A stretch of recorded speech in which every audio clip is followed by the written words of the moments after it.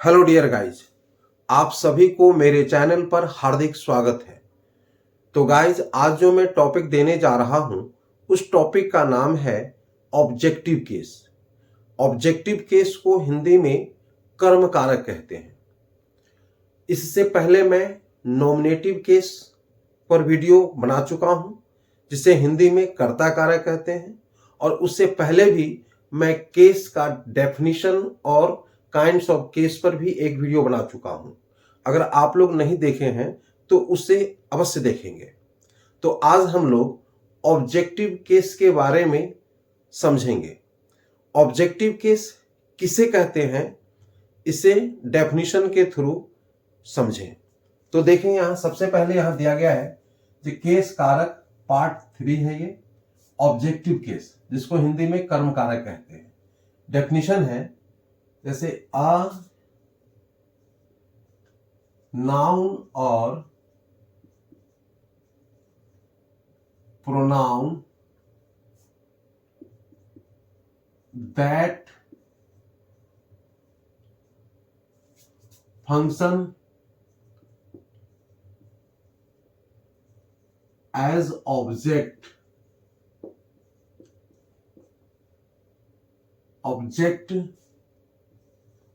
of a verb is placed in objective case।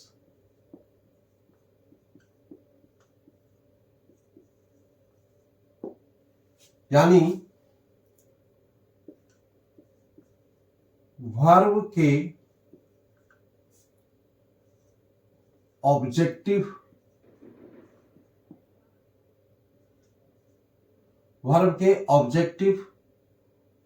रूप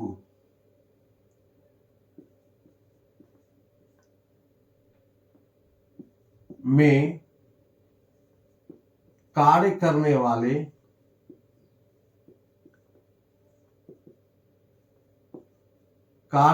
वाले noun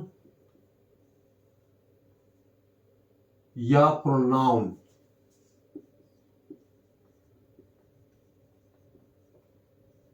को ऑब्जेक्टिव केस कहते हैं।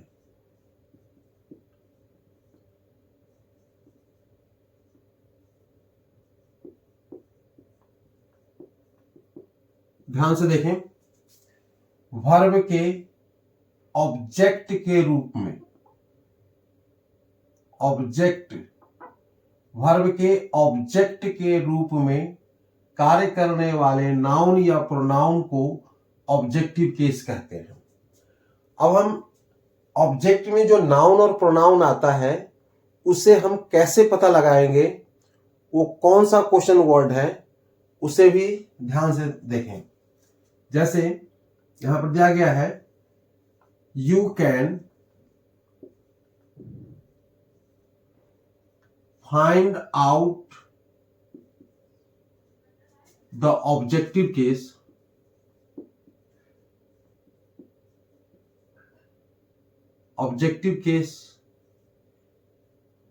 with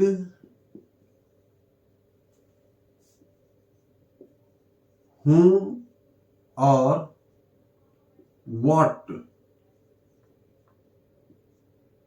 question words।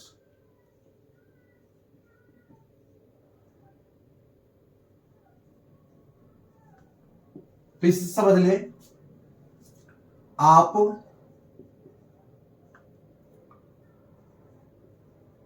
whom या what क्वेश्चन वर्ड से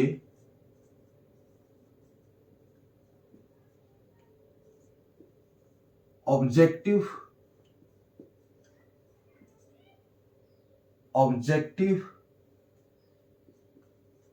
केस का पता आसानी से लगा सकते हैं।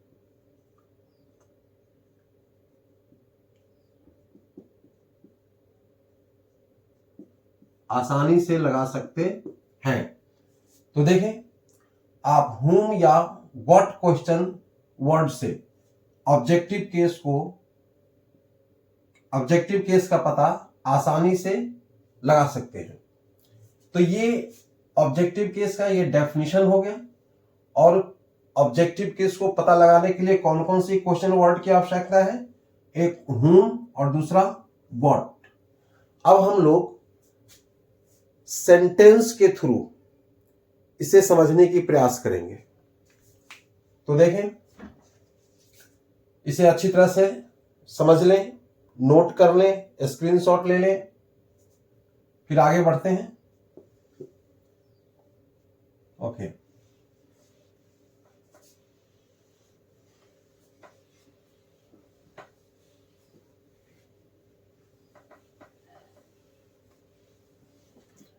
अब देखें, he saw a child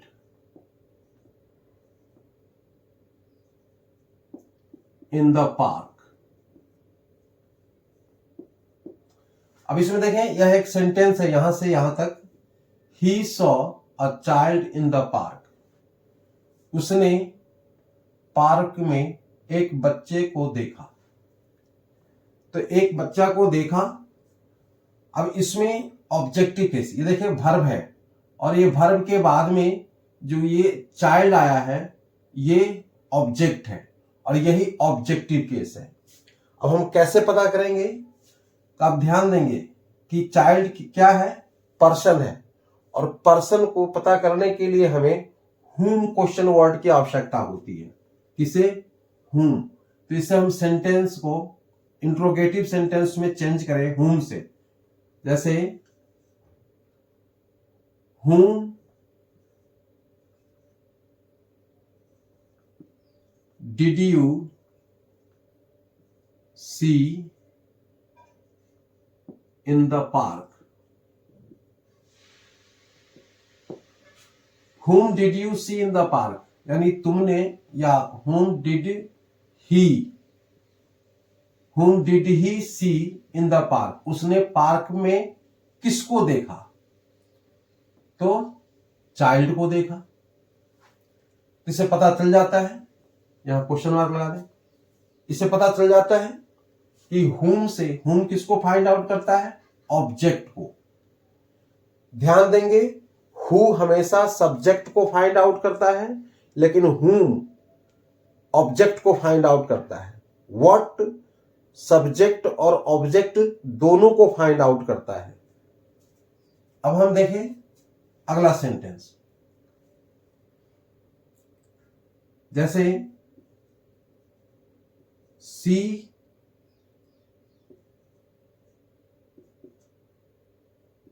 helped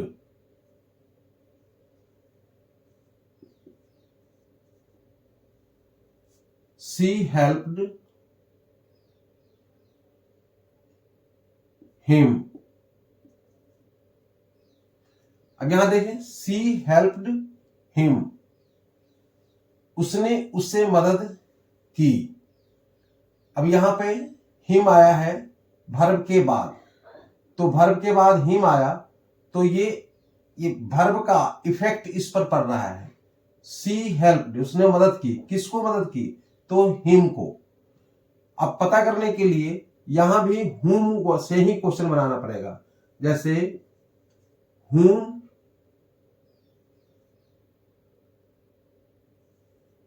did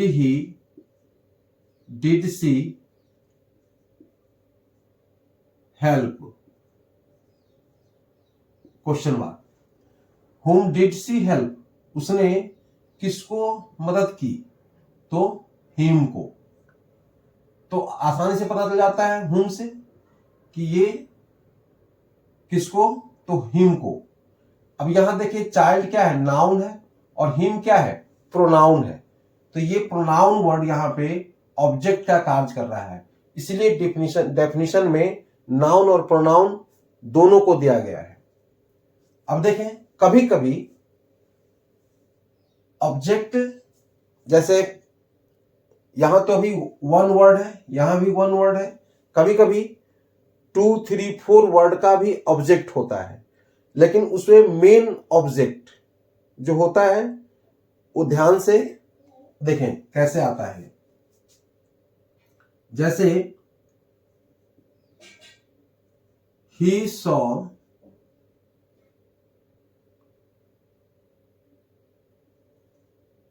many small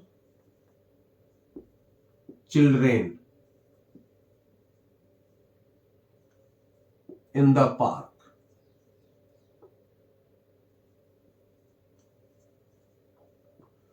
अब यहां देखें, he saw many small children in the park. अब ये ऑब्जेक्ट में 3 वर्ड्स आ गया, मैनी स्मॉल चिल्ड्रेन। अब इस 3 वर्ड्स में एक ही मेन ऑब्जेक्ट है, और मेन ऑब्जेक्ट आपको पता है या तो नाउन होगा या प्रोनाउन होगा, नाउन या प्रोनाउन, चाहे वो पर्सन में हो या थिंग में हो।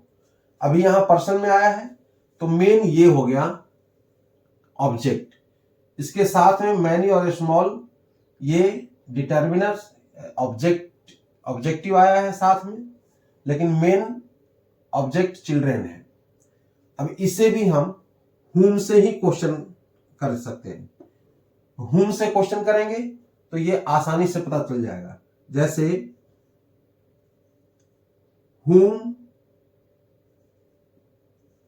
did he see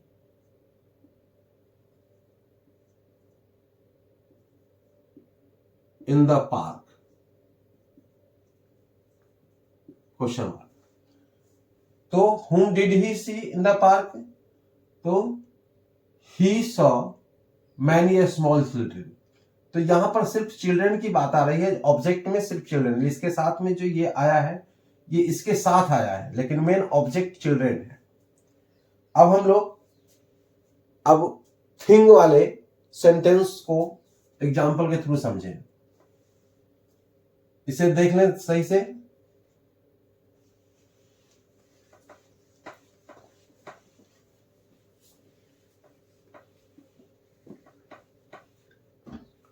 अब यहां देखें, जैसे आई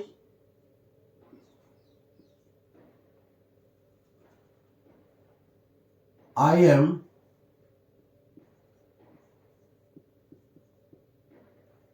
writing a letter.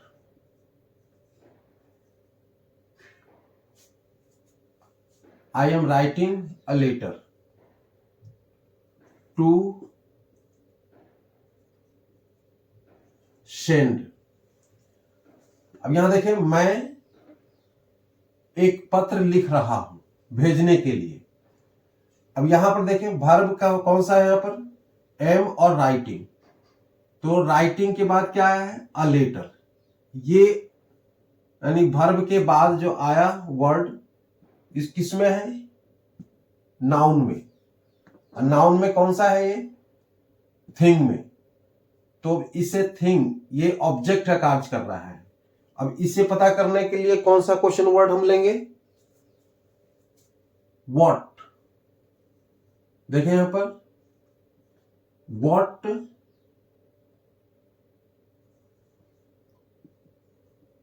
What are you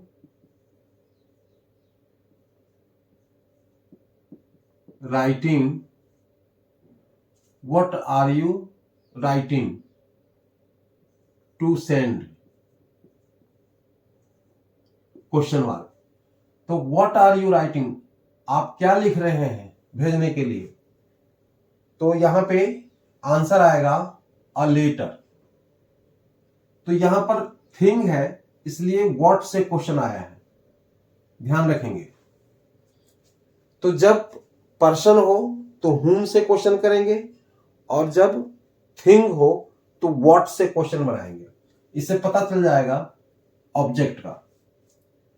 इसी तरह से कुछ ऑब्जेक्ट 2 होते हैं, कभी कभी सेंटेंस में 2 ऑब्जेक्ट एक साथ आते हैं।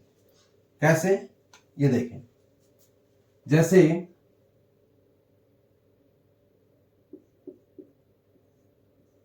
हर मदर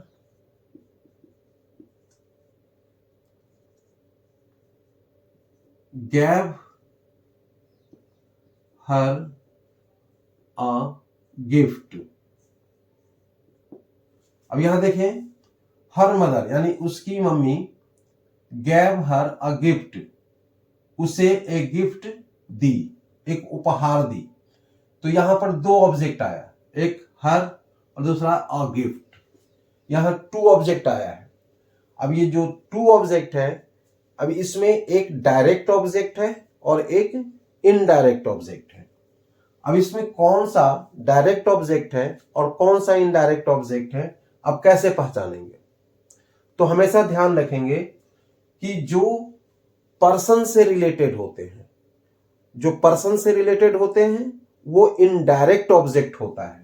तो यहां हर पर्सन से रिलेटेड है, इसलिए यहां पे ये इनडायरेक्ट ऑब्जेक्ट हो गया। इन डी से डायरेक्ट, ओ से ऑब्जेक्ट।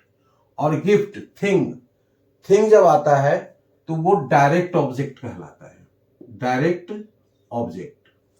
अब यहां देखें, जो डायरेक्ट ऑब्जेक्ट होता है उसे हम ऑब्जेक्टिव केस कहते हैं, जो इनडायरेक्ट ऑब्जेक्ट होता है उसे हम डेटिव केस कहते हैं, डेटिव केस, जिसको हम संप्रदान कारक कहते हैं, संप्रदान कारक। तो देखें यहां पे समझना है कि कौन सा डायरेक्ट है, कौन सा इनडायरेक्ट है। कभी कभी ये बदल जाता है, डायरेक्ट ऑब्जेक्ट पहले आ जाएगा और इनडायरेक्ट ऑब्जेक्ट बाद में भी आ सकता है। इसी सेंटेंस को देखें या दूसरे सेंटेंस को भी हम बना के देख सकते हैं। जैसे she bought a book for me.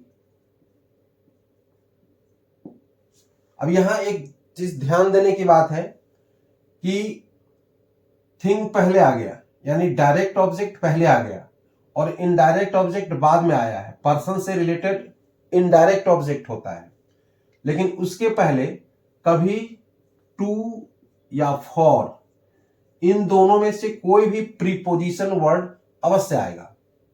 तो ध्यान देंगे कि प्रीपोजिशन वर्ड आने से ये नहीं कि जो ये ऑब्जेक्ट नहीं हुआ, ये ऑब्जेक्ट है। तो इसका हिंदी क्या होगा? She bought a book for me, उसने मेरे लिए एक किताब खरीदी। अब यहां पे हम दो क्वेश्चन वर्ड, दोनों क्वेश्चन वर्ड से हम क्वेश्चन बना सकते हैं। जैसे पहले फॉर हम यहां पर ले लेंगे, जैसे फॉर whom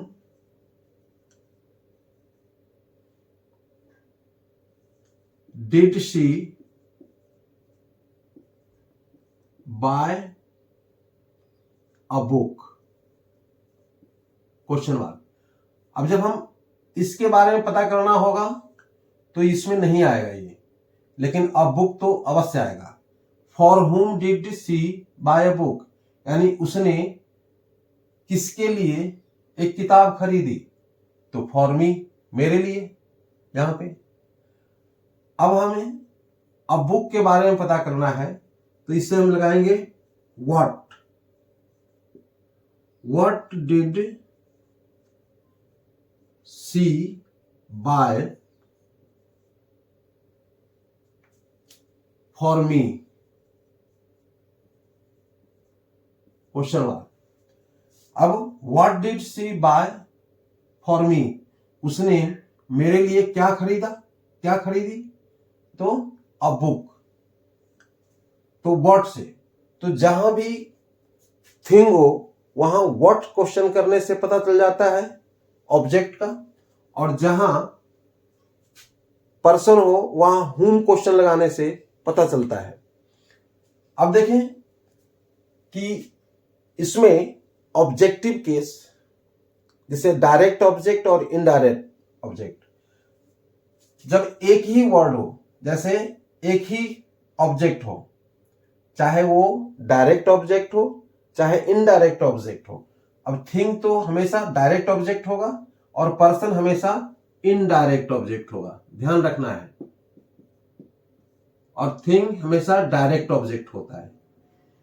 वो किस सिचुएशन में, जब ये दोनों एक साथ आए, दोनों ऑब्जेक्ट एक साथ आए, तो उस सिचुएशन में जो थिंग होता है वो डायरेक्ट ऑब्जेक्ट हो जाता है और जो पर्सन होता है वो इनडायरेक्ट ऑब्जेक्ट होता है। लेकिन जब एक ही ऑब्जेक्ट आएगा, चाहे थिंग से रिलेटेड हो चाहे पर्सन से रिलेटेड हो, तो वो हमेशा ऑब्जेक्टिव केस ही कहलाएगा। इसे ध्यान देंगे। तो मैं समझता हूं कि ये टॉपिक आप लोग अच्छी तरह से समझ गए होंगे। और फिर अगला टॉपिक है मेरा possessive case, main possessive case.